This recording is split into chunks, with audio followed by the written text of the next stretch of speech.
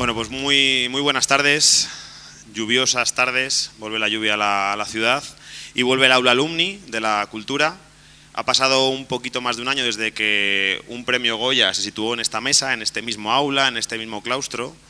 Un Goya a Mejor Dirección de Arte. En esta ocasión tenemos el Goya a Mejor Película, que cuando lo lees pues te impacta todavía un poquito más.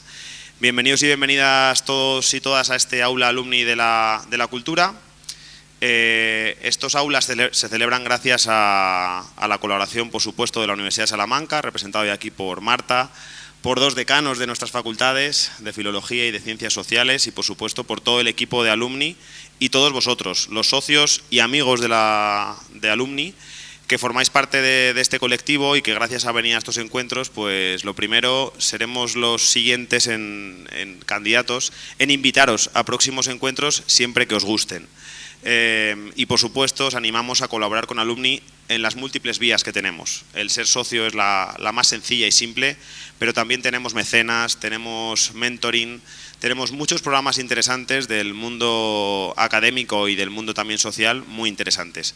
Por lo tanto os animo, y a todos los perfiles de jóvenes que voy aquí, muchas gracias por acercaros. Sé lo difícil que es la convocatoria hacia vosotros, así que nos enorgullece mucho que estéis aquí acompañándonos.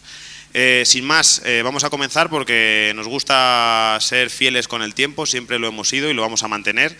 Así que demos una calurosa bienvenida a nuestra ilustre antigua alumna, premio Goya a Mejor Película en esta ocasión, productora de cine, alumni de Filología y de Ciencias Sociales, Marisa Fernández Armenteros.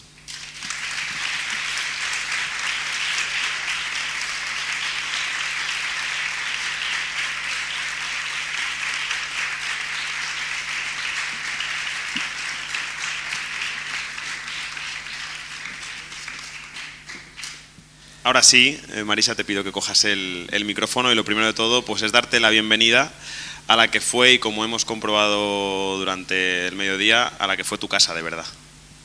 Muchas gracias. Gracias además también por ver a todo este público y por ver a gente tan joven, ¿no? Los que nos vamos haciendo mayores decimos, Dios mío, ¿cómo es posible que nos hagamos tan mayores? Uno se da cuenta de lo mayor que es cuando ve a gente tan joven aquí, ¿no? Y me hace mucha ilusión. Que quiere decir que este sitio sigue vivo, ¿no? Yo te confieso que estoy un poco como el premio Goya, que veo que tiene unas gotas en la frente. Él es de lluvia, pero en mi caso pueden ser de sudor de los nervios, ¿no? De tener a un nuevo premio Goya aquí, Marisa, porque esto es emocionante para alumni, el tener una antigua alumna como tú. He visto en tus ojos lo que has sentido al volver a Salamanca, porque te he visto al bajar del taxi como mirabas a la rúa por la que tanto pasaste. ¿Cómo han sido esos sentimientos de reencuentro con esta ciudad? Claro, han pasado fácilmente 20, 25 años, ¿no? Entonces, es lo que te decía cuando he salido, ¿no? Salamanca sigue igual, pero no es igual, ¿no? Porque ya no la habitan aquellas personas con las que yo traté. Pero claro, es bonito que haya estos lugares que sean atemporales, ¿no? Porque creo que es mucho más fácil recordar dónde sucedió cada cosa, ¿no? Cuando he entrado en el edificio de Anaya, he mirado hacia arriba y reconocía y me acordaba de qué despacho ocupaba cada profesor, ¿no? Cuando íbamos a presentarle aquellos trabajos, ¿no? Es decir, que de alguna manera piensas que hay muchas cosas que se te han olvidado, pero la memoria vuelve, ¿no? Y hoy es lo que he sentido de no había tantas cosas en el olvido, ¿no? Ayer sí que decía, Dios mío, ¿cómo va a ser llegar a Salamanca? Será otro planeta porque ya no conozco a nadie. Y evidentemente no queda esa gente con la que estuve aquí, pero los lugares me han traído posiblemente los recuerdos más inmediatos, ¿no? Porque la universidad lo que tiene es que evidentemente te formas, escoges tu carrera, pero lo que a mí me dio la universidad es la amistad, ¿no? O sea, realmente Salamanca me entregó dos cosas, que es la amistad con mi grupo principalmente de los filólogos y las filólogas, que seguimos conservando un grupo de WhatsApp que se llama Filólogas y donde la que es de Salamanca nos va reportando de todo lo que va pasando en la universidad. Desgraciadamente te va diciendo, hoy ha fallecido este profesor o se ha jubilado este otro.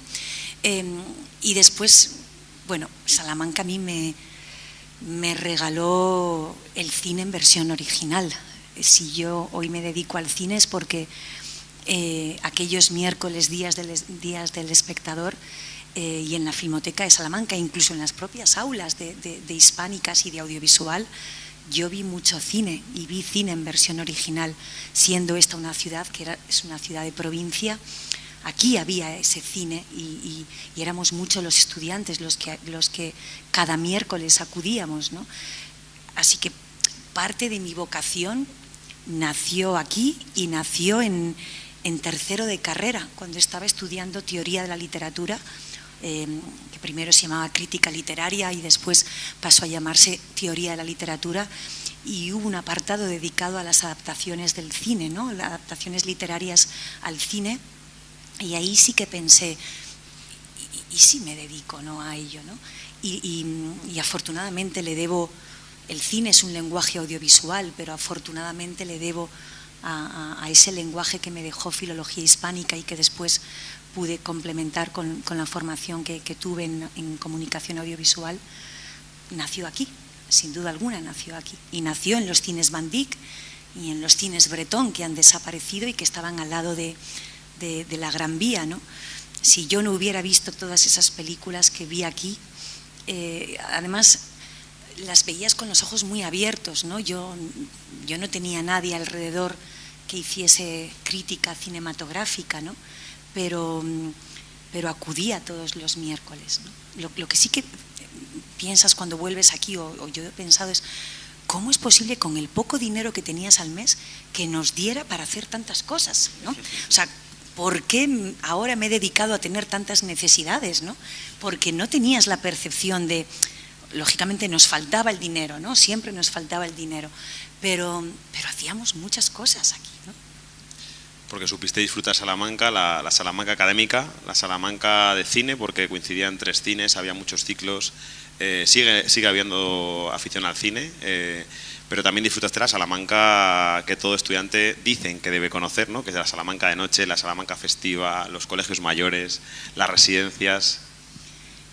¿Cómo no? Es que yo creo que realmente aquí había auténticas obras arquitectónicas en los bares, ¿no? Y es curioso cómo a mí se me han olvidado los nombres de las calles, pero no los nombres de ciertos bares. Oye, sigue existiendo el Moderno, sigue existiendo el Puerto de Chus, sigue existiendo el Clavel, y dices, ¿por qué la memoria funciona así, ¿no? O sea, ¿qué es lo que hace? Bueno, supongo que no, sí lo sé, claro, porque recuerdo historias que han sucedido en cada uno de esos bares, ¿no? Que tiene que ver con las educaciones sentimentales que todos hemos tenido. Pero los nombres de las calles, algunos se me han olvidado. No se me puede olvidar el Fray Luis de León y aquellas fiestas del Fray Luis de León y el comedor del Fray Luis de León, donde se comía muy bien.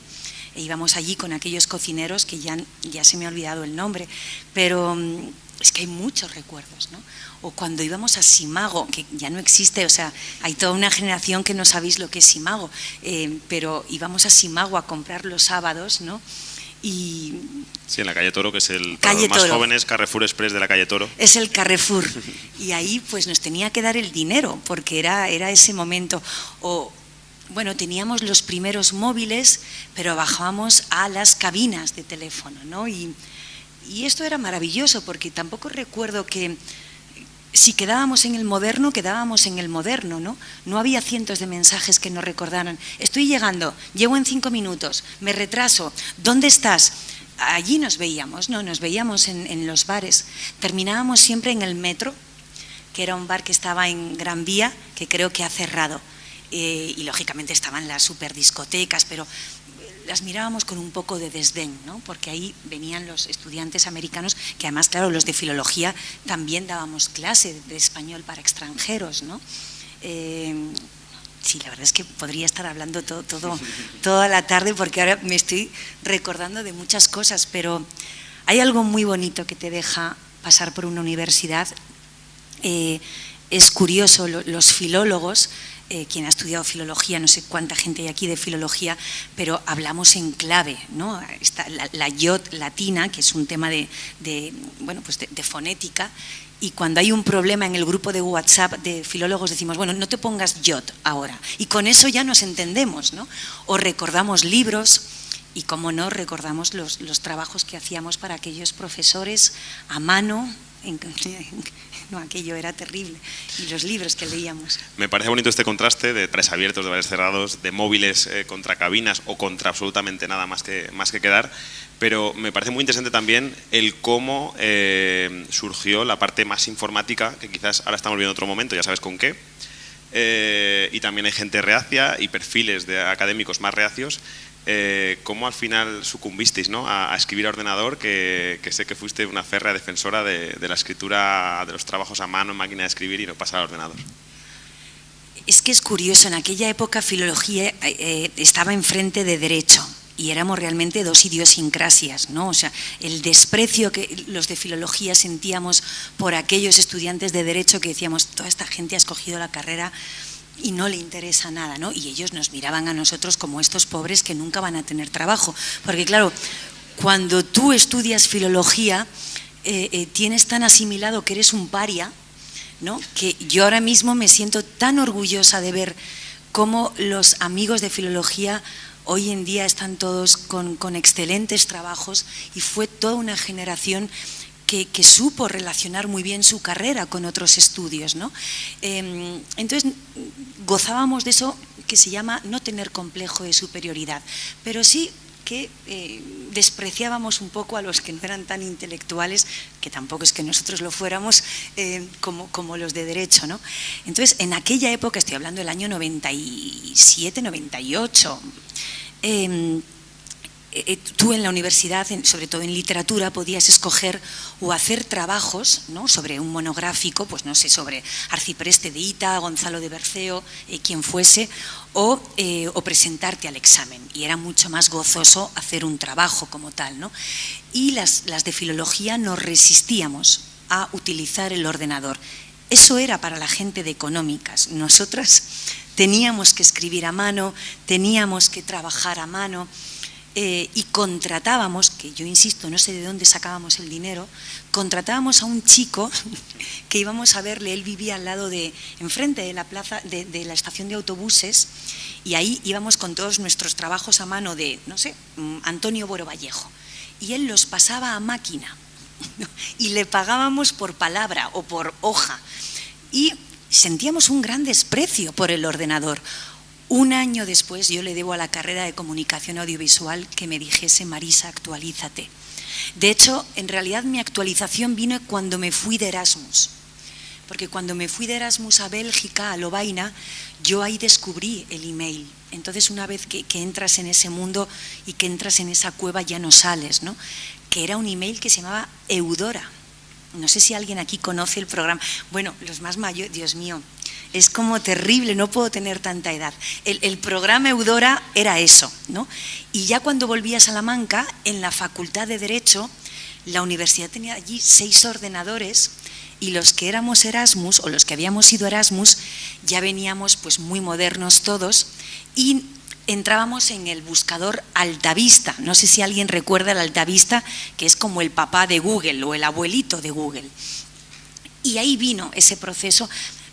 Pero tengo que reconocer que fuimos una generación que hicimos un cambio inmediato, porque en un año yo ya estaba con un ordenador trabajando en Word, en Excel no lo recuerdo, pero en comunicación audiovisual, cuando estaba de becaria en la radio, yo ya trabajaba continuamente con mi ordenador. Así que, bueno, por concedernos un mérito, creo que fuimos una generación que tuvimos que hacer ese trasvase digital en tiempo récord, ¿no? Yo por alusiones te tengo que preguntar por Radio Universidad de Salamanca, en la que yo también tuve la oportunidad de estar como colaborador. ¿Cómo recuerdas esa experiencia? Una radio que sigue, que ha cumplido 30 años, o sea que estaríais en casi los primeros años importantes, porque tuviste un programa también allí. Bueno, tenía 4 programas, hacía todo lo que tuviera que ver con cultura. Ahí me lo pasé pipa. Yo ahí lo disfruté muchísimo, y quiero rescatar el concepto pipa porque ya no se dice, pero yo me lo pasé muy bien ahí, porque era un programa, o sea, era una radio que efectivamente pues había sido aprobada por un rectorado y tal, pero teníamos absoluta libertad. Yo creo que porque no nos escuchaba nadie o casi nadie, no sé cómo estará, porque la antena tampoco se escuchaba mucho, pero sí que es verdad que tuve la oportunidad de, me acuerdo, de ver a Compay Segundo. O sea, yo iba a todas las obras de teatro, hacíamos entrevistas, cuando venía la gente del cine, Carmelo Gómez, tengo fotos todavía guardadas del periódico, con Federico Lupi, ¿no? Fue una etapa maravillosa, sobre todo porque yo en aquel momento era una beca que estaba muy bien pagada, pero realmente muy bien pagada, y por la noche hacía esos programas de radio, pero durante el día estaba también en una beca de colaboración, en algo, o sea, me acuerdo que estaba como en la parte de audiovisual, ¿no? Era lo que comentaba antes, o sea, al final creo que la gran diferencia entre hispánicas y audiovisual es que cuando yo estaba estudiando hispánicas, de alguna manera estábamos entre algodones, ¿no? Sobre todo hasta tercero de carrera, que piensas que vas a continuar en la universidad toda tu vida. Y el cambio de, ok, ahora me espera el mundo real, yo lo experimenté en cuarto de hispánicas y ya en audiovisual, donde tenía 2 años y tenía que tener muy buenas notas porque me quería marchar con una beca que creo que ahora ha vuelto, que es la beca Intercampus, ¿no? Que era una beca que se daba para Latinoamérica, y que recuerdo la cabina de teléfono que fue ahí en la Rúa. Atención, yo llamé desde la cabina de la Rúa a las instalaciones del rectorado, que están aquí al lado, para preguntar si me habían dado esa beca, que era a México, y me acuerdo el día que me dijeron que sí, ¿no? Porque era marcharme a México. Era una beca de 3 meses y me terminé quedando 7 meses, ¿no? En realidad confieso que a mí lo que menos me importaba era la beca. Lo que más me importaba era ir a Latinoamérica. Y gracias a esa beca, que creo que eso es lo bueno de cuando tienes estas becas universitarias, se me abrió un mundo, se me abrió la posibilidad de descubrir qué significaba Latinoamérica para mí, que ya lo había experimentado a través de la literatura latinoamericana que me había dado la catedrática Carmen Ruiz Barrio Nuevo, y sobre todo de mi conexión con el cine latinoamericano. Y después, años después, coproduje El Agente Topo, ese documental que nos llevó hasta el Oscar y que fue una maravilla. Así que lo que quiero transmitir es que hay tantas decisiones posteriores que tienen que ver con pálpitos que has tenido en la universidad que ni siquiera eres consciente de esos pálpitos, ¿no? Porque lo bonito es que en la época de la universitaria, como no hay muchas cargas o casi ninguna carga, las decisiones son siempre corazonadas, ¿no? No son unas decisiones de un Excel que sopesen pros y contras, ¿no? Tú te dejas llevar por la aventura, ¿no? Y eso es un momento que para la gente joven que esté aquí, por supuesto, siempre hay que tener unos medios económicos y eso hay que tenerlo siempre muy presente, pero son decisiones livianas, ¿no? O que las decides desde una liviandad que ya después con la edad vas creándote necesidades y no siempre es así. Conocemos tu filmografía, que nos surgen a todos preguntas ahora mismo de lo más reciente, pero yo, como te dije, nunca he preparado las entrevistas y voy más por lo que siento, ¿no? Dices que te das cuenta en tercero de carrera, ¿no? De ese primer proceso en filología, que quieres dedicarte al cine. Eso, para una actividad tan aceptada socialmente, si estás en comunicación, es más habitual, ¿no? Querer dedicarte a ello, pero ¿cómo te das cuenta de que te quieres dedicar al cine y cómo luchas o cuál es el primer camino, el primer paso que tomas para poder dedicarte a ello, aparte de estudiar comunicación? En tercero de carrera, además me acuerdo la tarde que estaba explicando el profesor en teoría de la literatura las adaptaciones, y yo le dije a la de al lado, pues a mí creo que me gustaría trabajar en cine. Y mi compañera era Blanquita tenía muy claro que ella quería hacer su tesis doctoral, ahora es profesora en Madrid, y es verdad que me miró como, ¿qué estás diciendo, no? Pero también en filología había división. Estaban los matemáticos, que se iban todos a la rama de fonética y lingüística, y los Quijotes, que eran los que nos íbamos a literatura. Esto no lo puedo decir, pero en mi grupo de amigos de filólogos hasta se sigue percibiendo esa división, ¿no? O sea, los que iban a fonética o a lingüística, a mí me gustaba mucho sociolingüística, pero aquellos eran como excels andantes, ¿no? Y los de literatura, pues estábamos felices. Yo me acuerdo que hice un monográfico sobre Góngora, donde estuvimos 4 meses hablando del anillo de Lori, creo que se llamaba, que era una de las musas de Góngora. Y yo pienso, 4 meses estudiando esos poemas de Góngora, ¿no? Las de fonética no lo entendían, pero las de literatura nos lo pasábamos muy bien, ¿no? Y ahí sí que lo tuve claro, y lo que hice fue inmediatamente dar con que había una facultad de comunicación audiovisual. Y después tenía claro que tenía que salir al extranjero, ¿no? Y en México me fui a esa facultad de audiovisual, pero en México lo que pasó fue que yo viví muy bien y que fue un continente que me quiso mucho, pero ya después fui enlazando beca tras beca y muy orientada a lo audiovisual. El resto de los filólogos, pues o bien siguieron una vida académica, o algunos tenían muy claro que querían opositar, y algún otro pues hizo biblioteconomía, otras traducción. O sea, yo me siento muy orgullosa de esa generación porque insisto mucho en esto, ¿no? Espero que esto haya cambiado, pero las carreras de humanidades estaban realmente, bueno, muy castigadas, ¿no? Realmente muy castigadas, cuando eran carreras que había gente que sacaba auténticas notazas y que en BUP y en COU habíamos estado liberados de tener que sacar muy buenas notas, y aún así sacábamos buenas notas, pero no teníamos la presión de que para entrar en esta carrera se necesitaba esa nota. Así que había algo ahí de vocación, ¿no? Y eso sí que es bonito, ver a gente que tenía esa vocación y esa inquietud. Así que no sé si te he respondido, porque sí, claro, perdonadme, mi cerebro hoy está un poquito distorsionado entre lo emocional y lo racional. Es lo bonito de estos encuentros también, ¿no? Que está la parte académica, por supuesto, y luego la parte emocional. Marisa, ¿cuál es tu primer sueldo dentro del mundo y de la industria cinematográfica? Voy a quitar las becas, porque es verdad que yo fui becaria en el Parlamento Europeo y en el Fondo de Cine de Eurimages, que es un fondo que hay en el Consejo de Europa, y aquella beca del Parlamento Europeo en el año 2000, es que ya me bailan las fechas, pero pongamos que es 2000-2001, eran 1.200 euros. Era una señora beca. O sea, me gustaría saber ahora mismo si aquí hay personas con becas, si tienen esas becas. Pero en el mundo profesional fueron 300 euros, y lo más importante, yo iba con mi portátil porque la productora me decía que no tenían dinero para pagarme el portátil. Entonces yo cargaba, ojo, no son los portátiles de ahora, eran portátiles donde yo allí hice pesas. Pesaban, pues, ¿cuánto pesaban aquellos portátiles? Fácilmente podían pesar 4 kilos, fácilmente. E iba todos los días en Madrid con el portátil.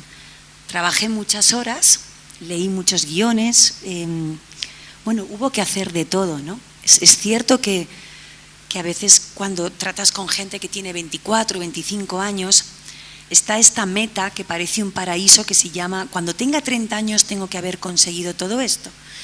Y cuando llegamos a los 30 nos damos cuenta que no pasa nada porque no se hayan conseguido todas las cosas que uno tenía en el imaginario, ¿no?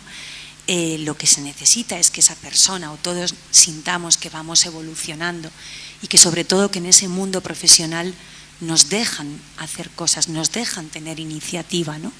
Porque creo que esa es la gran falla tectónica, ¿no? El qué dejamos hacer a los que llegan, ¿no?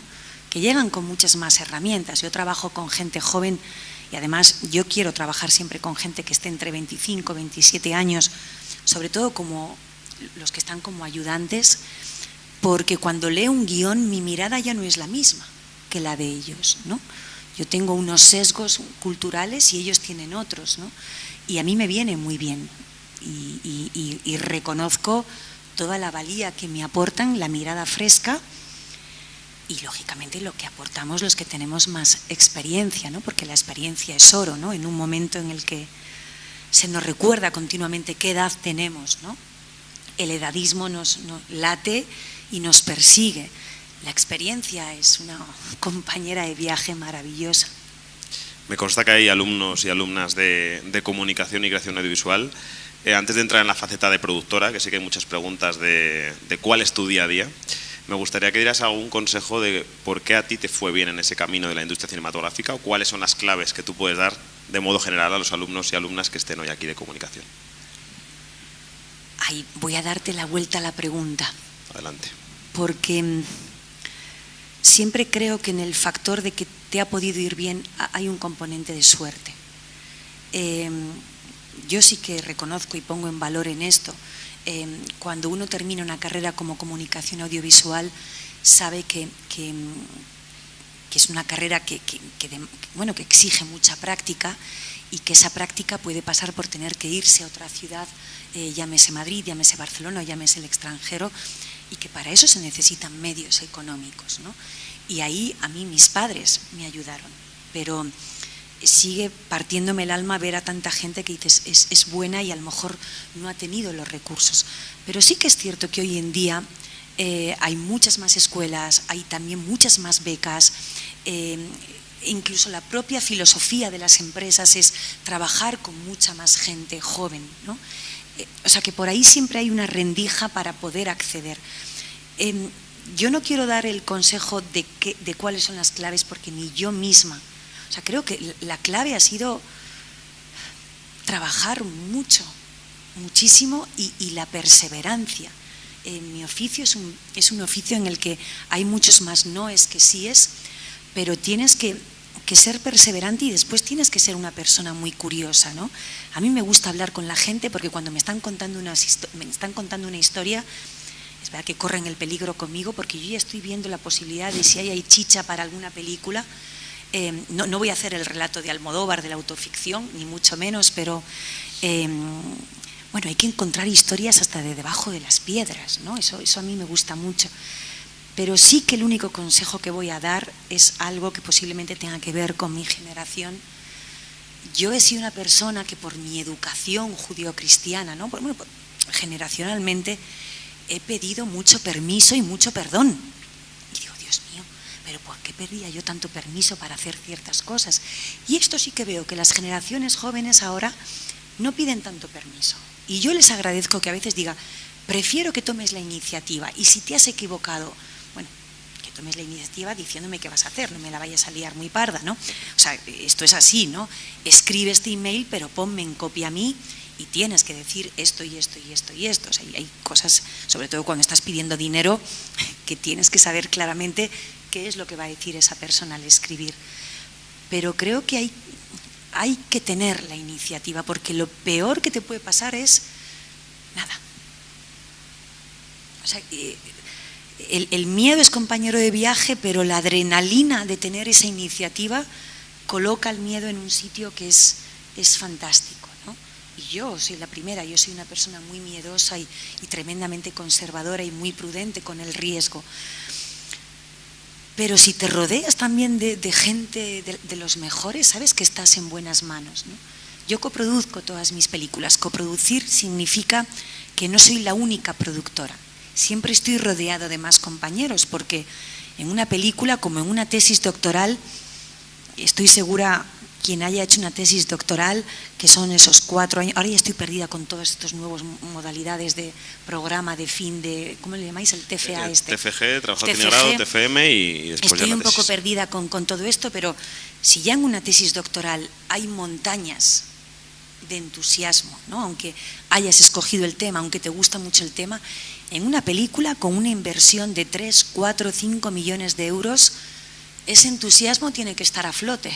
Marisa, yo sé que el trabajo de productor nunca termina, porque ya lo he escuchado y lo he leído. ¿Dónde empieza el trabajo de productora? En buscar el guión y la película que vas a querer producir y con la que vas a estar entretenido en tus próximos 2 años o 3 años. Una película en España está costando una media de 3 años sacarla adelante. Es mucho tiempo, es realmente mucho tiempo.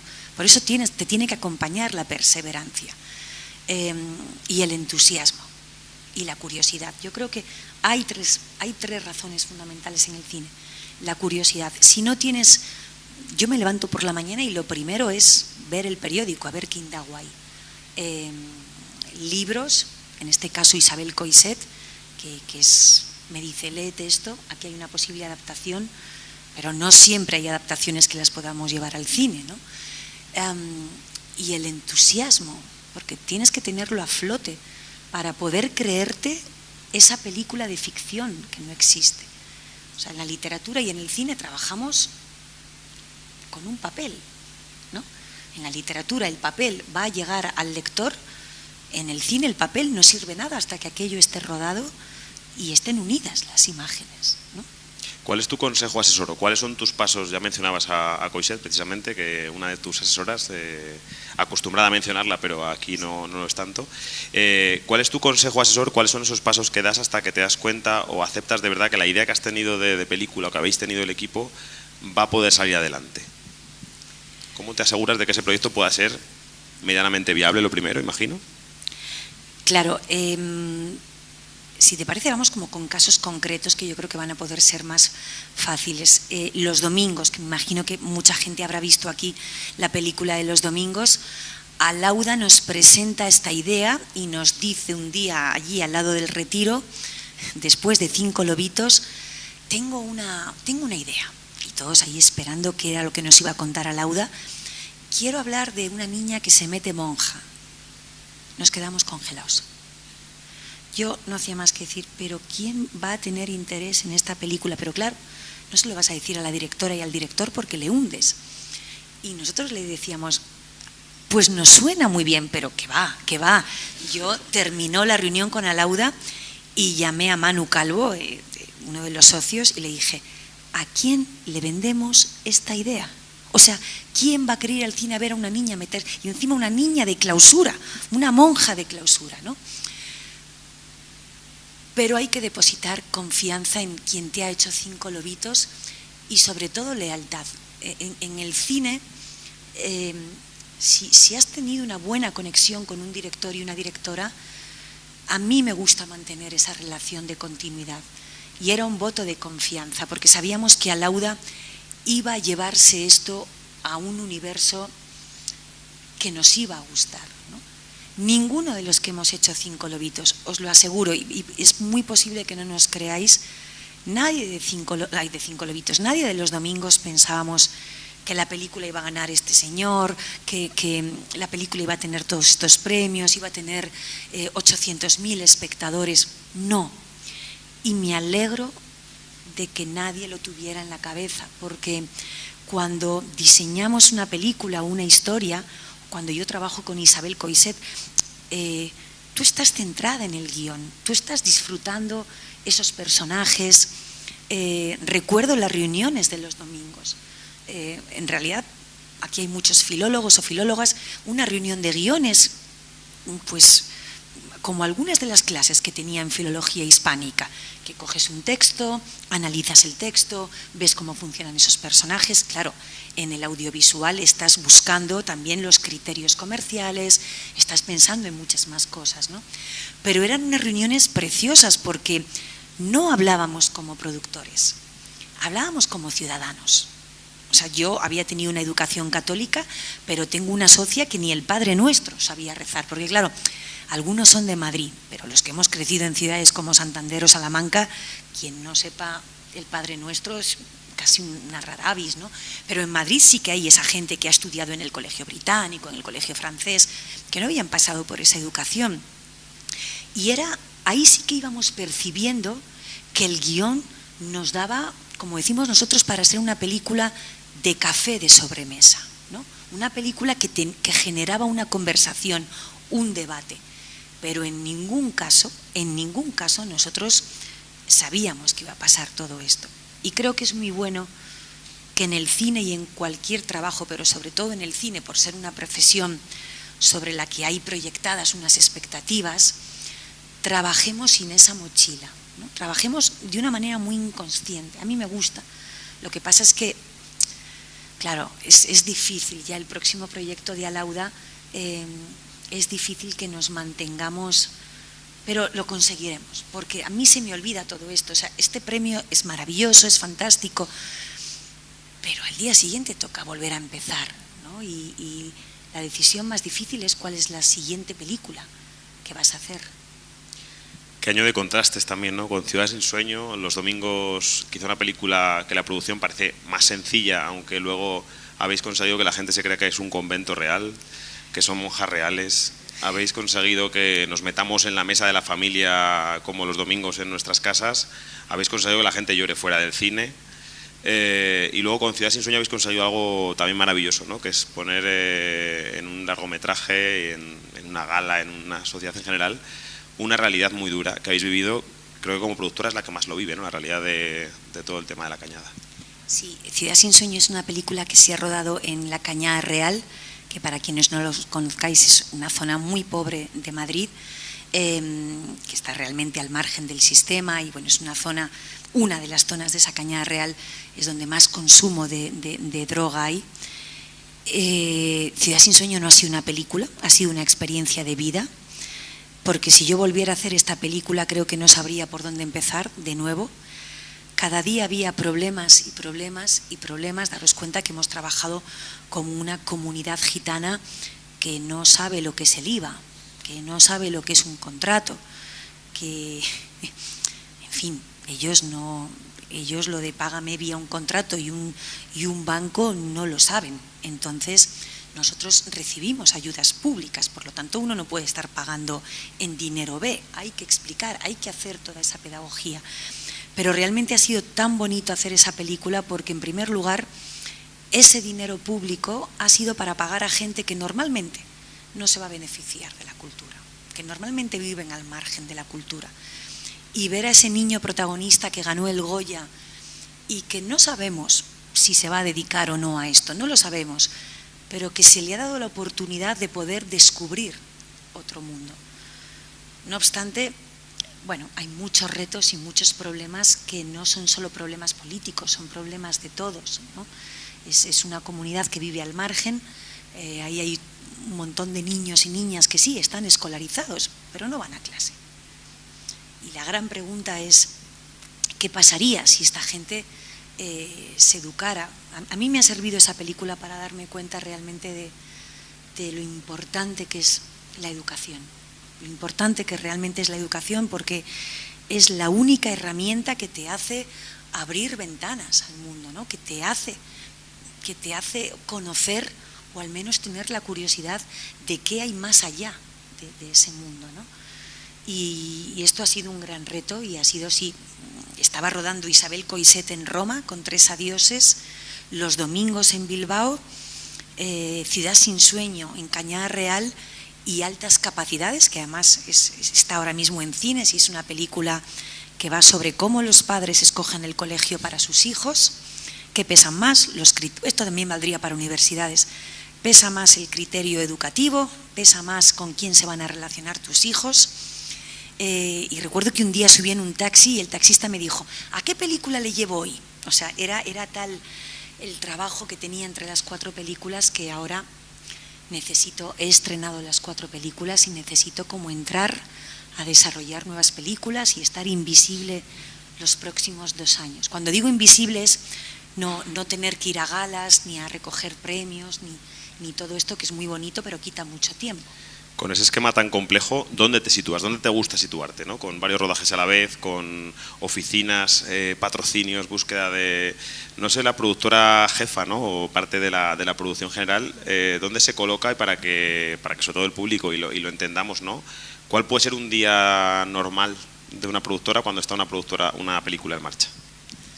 Pues si por ejemplo tienes un rodaje, yo intento estar en el rodaje por varios motivos.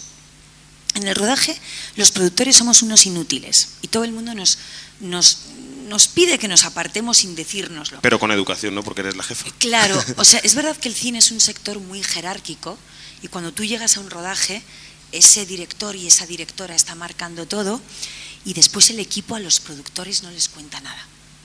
Si hay problemas, se lo van a contar a la figura que se llama el director de producción, que es el encargado de que todo esto está iluminado, esté toda la gente sentada, pero a su vez ese director de producción tiene que estar en contacto con el que controla la iluminación o con el que ha controlado que aquí haya una mesa. O sea, son distintas jefaturas las que hay. Pero quien produce está viendo lo que está pasando en el día de rodaje. Está viendo si hay crisis con los actores. Está viendo si el director está atascado con una toma. Está viendo si hay buen ambiente o no hay buen ambiente. Y lo más importante, está controlando el tiempo. Porque los rodajes son 9 horas al día, ¿no? El convenio nos pide 9 horas. En el momento en que tú lleves rodando 9 horas y media, los técnicos te están mirando para decirte: tienes que pagarme la hora extra. Y cada hora extra de rodaje es mucho dinero. Entonces estamos ahí, no me gusta decir como policías, porque no es la palabra policías, pero estamos codo con los directores, ¿no? Cuando hay una crisis, esa directora o ese director viene a hablar con quien produce, porque hay una relación de confianza y es el que te va a decir: necesito que me des una hora extra más hoy porque quiero probar a rodar, pues no desde allí, sino desde aquí. ¿Es posible que me puedas permitir esto? Y tú valorarás si le vas a permitir o no. Pero ahí no termina tu día. Tú estás esas horas en el rodaje. No todos los productores están en el rodaje. A mí sí me gusta. Es más, cuando hay crisis en el rodaje, yo soy de Santander y siempre ataco esas situaciones de crisis regalando anchoas al equipo. Yo soy de Santander y cuando veo que están muy cansados, le digo a alguien de producción: encarga anchoas para que lleguen para el día siguiente. Y ahí tú ves al equipo, sobre todo porque son regalos muy democráticos, tanto al director, directora, como al auxiliar. Y esas anchoas a mí me han salvado de muchos problemas, la verdad. O sea, en el cine pago todos los favores, ¿no? Pues, oye, ¿puede venir Pedro Almodóvar a ver esta película? Os regalo unas anchoas. Pues es verdad que las anchoas, Fernando Trueba, Coixet, ni os cuento, Coixet adora las anchoas. Pero cuando termina el rodaje, yo tengo que leer los guiones que voy a rodar en 2 años o estar con la financiación de la película que tengo prevista rodar en 7 meses. Entonces son jornadas, pero perfectamente de 16 horas, 17 horas. Y ya ni te cuento si te coincide una película estrenando y otra rodando, ¿no? Por eso este año ha sido muy bonito, porque ha sido muy bonito todo esto de los premios, pero estábamos trabajando 7 días por semana, porque el día que no había un festival había un premio, el día que no había una gala. Y daros cuenta que al final, cuando llevas 7 meses hablando de los domingos, hay un momento en el que dices: ya no quiero saber nada más de esta película. De hecho, 2 días antes de los Goya me regalaron una camiseta que se llamaba "Me importa un pimiento lo que pienses de los domingos", porque claro, por Instagram, hace años no teníamos esos canales, pero te escribe la gente por WhatsApp para felicitarte, precioso todo, pero te escriben por Instagram para contarte las que se metieron monjas, las que se salieron monjas, los que son anticlericales, los que defienden a la tía, los que están en contra de la tía. Y claro, Alauda me dice: ¿qué digo? O sea, ¿qué más decimos, no? Entonces siempre nos pasa con todas las películas, más daros cuenta que hacemos coloquios, montamos nuestro tour, nuestro World Tour, y vamos por Barcelona, por Valencia, por Madrid, a tener contacto con el público, ¿no? Ahí los directores y las directoras nos odian. Yo a Isabel Coixet le he llegado a poner hasta 10 coloquios un fin de semana, porque necesitamos la taquilla. E Isabel Coixet dice: pero ¿por qué me pregunta el público? El público no puede ser perezoso, que piensen lo que quieran de la película, ¿no? Porque lo más bonito es hacer la película, no es estar contando la película. Pero al mismo tiempo es maravilloso que haya películas que generen tanto debate, no debate como algo negativo, sino que generen conversación. Salamanca es de Goya y lo estamos dejando muy claro hoy, lo dejamos claro hace un año porque Javier Alvariño también nos compartió su Goya. Él propuso que Salamanca fuera una ciudad para los premios, ¿no? Que acogiera la gala. ¿Cómo ves tú esa parte? Pues a mí me encantaría, sobre todo porque vamos a ver si los que acuden o acudimos a esos Goya llegamos a la gala, con toda la reliquia de bares que aquí tenéis. Entonces no sé muy bien qué pasaría, pero sean unos Goya, sobre todo porque está al lado de Madrid, entonces es muy cómodo. y sería realmente muy bonito. Yo creo que es una ciudad muy acogedora para hacer unos Goya porque tiene ese centro histórico, pero si no, no os preocupéis, tenéis los Forqué, los Feroz, no será por premios, ¿no? Aquí yo intuyo que no sé muy bien si llegaríamos a la gala, no sé muy bien si llegaríamos. Hemos sumado hoy un puntito de salmantinismo en ti, además tu madre creo que es salmantina, Sí. Por lo tanto estará más contenta quizá que tú.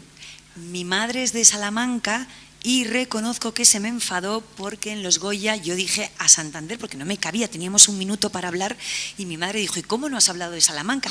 Pero no cabía todo porque claro, si no mi padre se enfadaba también, entonces ahí tenías que medir que el discurso les representara a ellos más que a mí, que yo estaba muy cansada. ¿Con qué película sueñas? ¿Con qué director te gustaría trabajar?